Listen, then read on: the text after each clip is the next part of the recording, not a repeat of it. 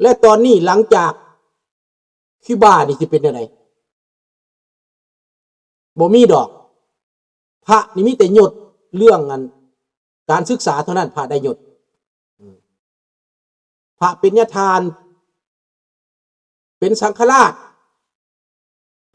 เป็นเจ้าอธิการเป็นเจ้าคณะจังหวัดนั่นนี่ได้เป็นได้แต่บ่มีเหรียญบ่มีเหรียญพระพุทธเจ้าบ่มีเหรียญนะบ่มีเหรียญพระเจ้าก็เบิ่งเอาโลดบ่มีแล้วก็บ่ซื่นส้มน้ำคนย่องบ่อยากได้คำย่องย่อสรรเสริญพระนั่นมาตัดกิเลสเบิดทุกด้านบ่ต้องการวัตถุต้องการแต่ปัจจัยสี่และศีลเท่านั้นพระไปใส่อยู่ใส่ก็ได้พระยามพรรษาก็จำพรรษา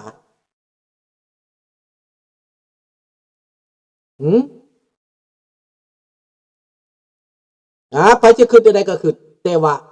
เรื่องมันก็มาแล้วมันเป็นแล้วมันมีหลักฐานแล้วมันมีหลักการแล้ว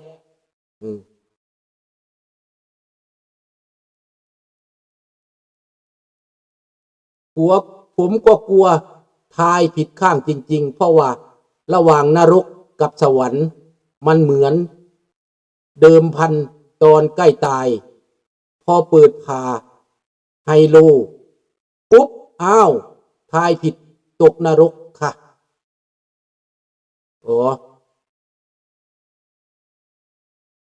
จะยังกระตามนรกก็อยู่ในความถือความผิดนั่นแหละไม่ใช่ความทายนะการกระทำการประพฤติมันบ่งบอกแล้ว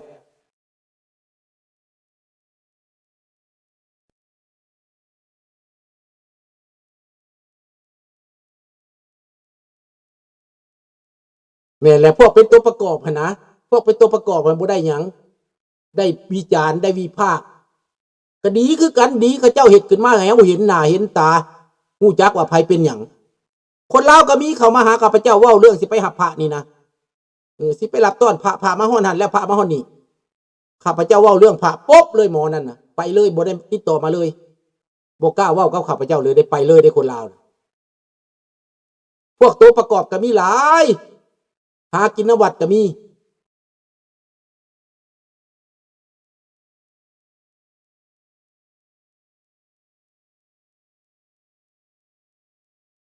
แน่นอนได้ลุงก็คิดว่าศึกษาตึกตองมานานพอสมควรเด้บ่แม่นน้อยเด้ลุงศึกษาเด้อยู่นวัดมาตั้งแต่มื้อเกิดแต่ลุงบ่ได้รับตาเสือเด้ก่อนสิเสือนี่มื่นตาได้ลุงนี่นะ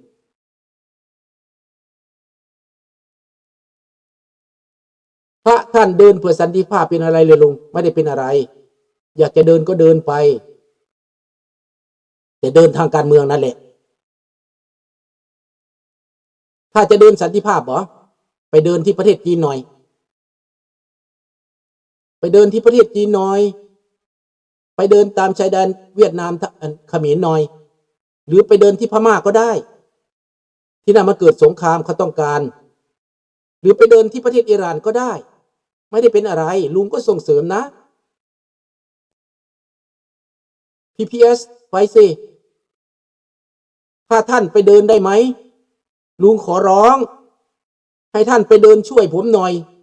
สันติภาพในลาวเนี่ยอยากได้ประชาธิปไตยไปเดินให้หน่อยให้พระองค์เวียดนี่นะไปเดินที่เวียดนามเดินที่ลาวน่ะได้ไหม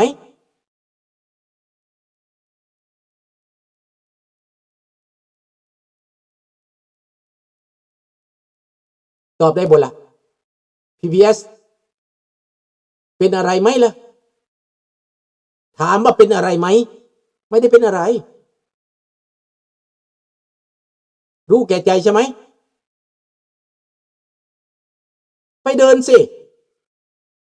หรือไปเดินที่ยูเครนก็ได้ลูกจรวดลูกระเบิดมันจะไม่แตกนะมันจะมาติดเหรียญให้ทันทีเลยนะไป เดินได้ไหม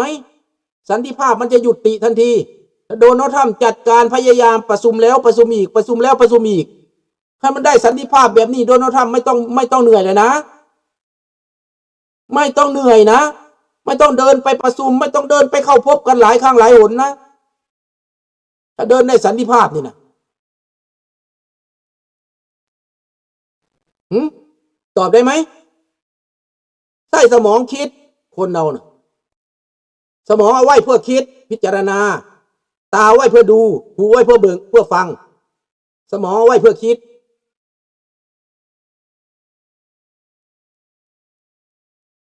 จะได้บุญหลายเยอะๆไปเดินที่โปรกรอบโดเนทนะโมตัสสะนะโมตัสสะบึ้มบาลุดนะโมตัสสะบึ้มมาโลดไหนไม่ได้สนใจดำโนโมตัสสะเจ้าเด้อ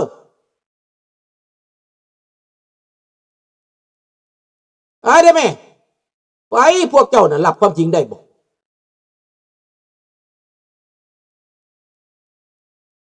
ขนาดพาอยู่ตามชายแดนไทยเขมรก็ยังหอบตูดนะเดี๋ยวนี้หอบบาดแลนนะเดี๋ยวนี้นะถ้าภาคใต้ก็ยังหอบบาดแลนนะเดี๋ยวนี้นะได้ไหมเอาให้ภาคไปเดินสวนสนามที่ภาคใต้หน่อยก็ได้ที่ยะลาบอก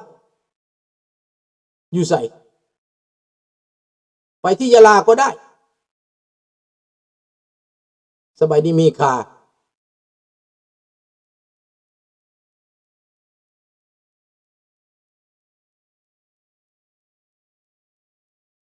ไม่ได้เกี่ยวนิกายยังเขาก็บริสุทธิ์เขาใส่ได้ประโยชน์แล้วเขาใส่เข้าใจเลยบอก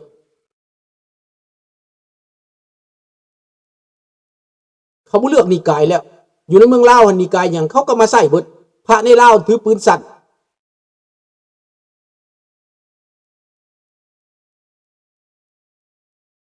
ให้เจ้าคือเดาศึกษาเบิ่งที่ให้คอยเสือคนง่ายๆที่พระยังที่บวชที่อมคำมาเว้านะ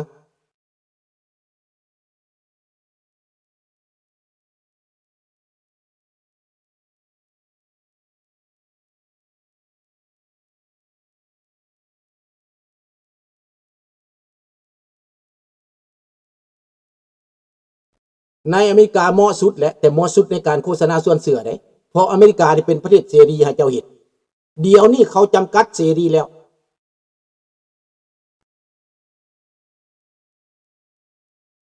นั่นแหละกำลังเบิ่งอยู่ในนี่นะพยากูด look like communist behind Mong walk office กำลังเบิ่งอยู่เดี๋ยวนี้นะแต่ลุงเบิ่งไปโดนนานแล้วพวกที่ไปเคลื่อนไหวนะกำลังเบิ่ง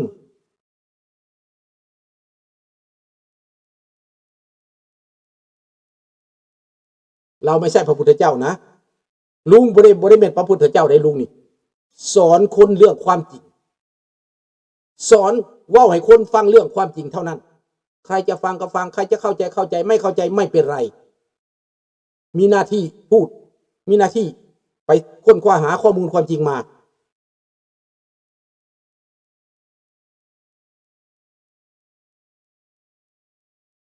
ไม่ได้เกี่ยวกันเป็นแค่นายกคนเดียวเป็นแค่พรรคการเมืองกันพรรคเดียวแคนาดาเขาเคยเป็นแบบนี้มาหลายครั้งแล้วไม่ใช่ครั้งเดียวนะแต่ไม่ใช่ว่าประชาชนจะไปเป็นนำนะจะต้องเข้าใจเด้อคนแคนาดากับอเมริกาเขาไปมาหาสู่กันอยู่เจ้าสิไปปิดชายแดนมาให้เขาไปเจ้าบ้าวะขันบ่ป่วยการก็เป็นเนื้อใดเนื้อหนึ่งแล้วเจ้าจะมาลากตีเจ้าซิกแมนตีเจ้าตอนนี้มากับนี่หัวสิแตกแล้วสิไปทางไหนล่ะสิยกประเทศแคนาดาไปให้จีนบ่สิยกประเทศแคนาดาไปเป็นคอมมิวนิสต์บ่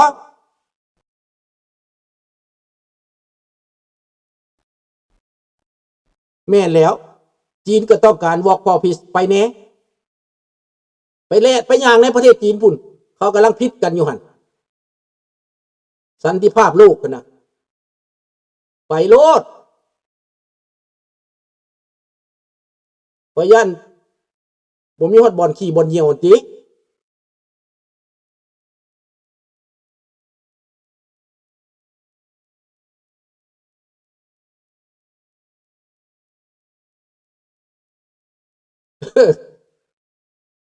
ก็นั่นแหละ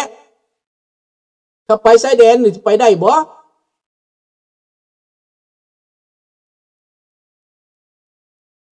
นั่นแหละลุงก็บอกไปหั่นแหละตาตาไปเดินคนไทยต้องการสันติภาพอยู่แล้วไปเดินให้แน่คนอเมริกาเขาบ่ต้องการดอกสันติภาพเขามีอยู่แล้วเขาต่อสู้กันอยู่เขามีทุกอย่างประเทศอเมริกามีแต่คนบ่ดีและสร้างเรื่องเขาปราบคนบ่ดี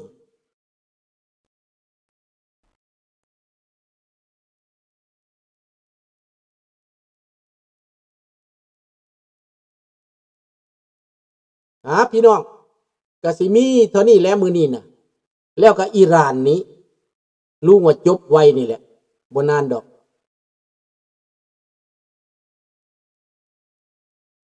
แคนาดาจะเอากองทัพจีนมาแม่นว่าลุงโอ้เป็นบ้าวะแคนาดาบ่แม่นพรรคการเมืองเดียวเด้อแคนาดามี 3-4 พรรคการเมืองได้ประชาชนอีกได้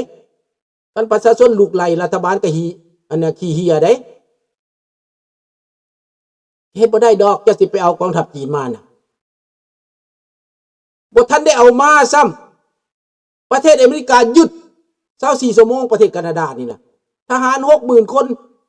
แล้วมีทหารอีกสิลุกขึ้นเขาสิไปนำเจ้าบ่การเมือง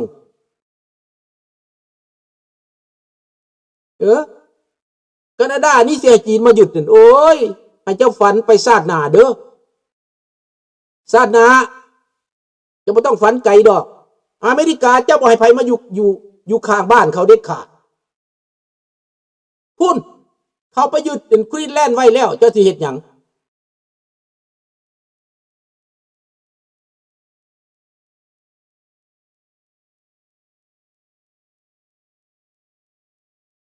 แม่นบ่ล่ะ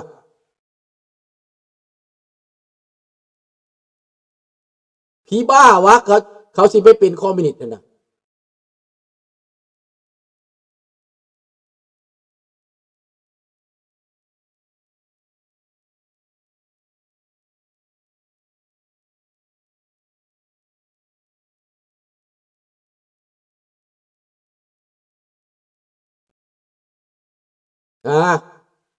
คนก็สิคิดได้อยู่ดอก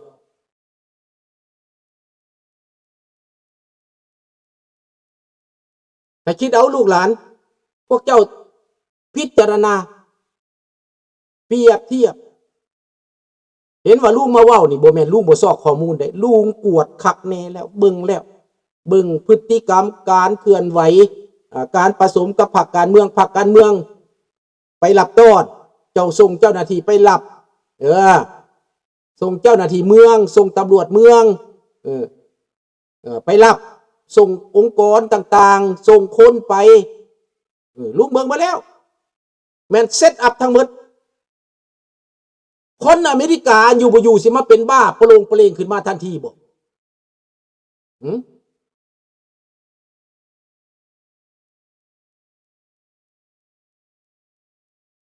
ใช่ประเทศไทยก็ล้มลุกคลานเพราะว่ามันกำลังผสมเดี๋ยวนี้มันกำลังลูกผสมเนาะ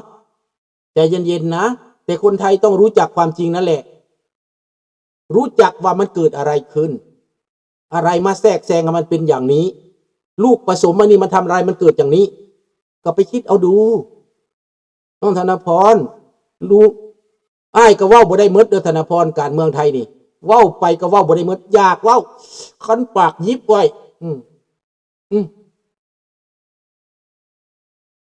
คันปากเว้าบ่ได้อยากเว้าแต่เว้าบ่ได้แล้วแต่กรรมแต่บุญเนาะเฮาก็นบมือเอานี่แหละ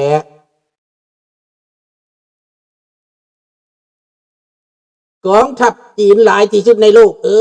หลายก็หลายเท่าไปที่มาตีเอาไว้กองทัพจีนนั่นน่ะพาลายลาวกายไป อันนี้ก็คอมมิวนิสต์ใหญ่นี่ก็ได้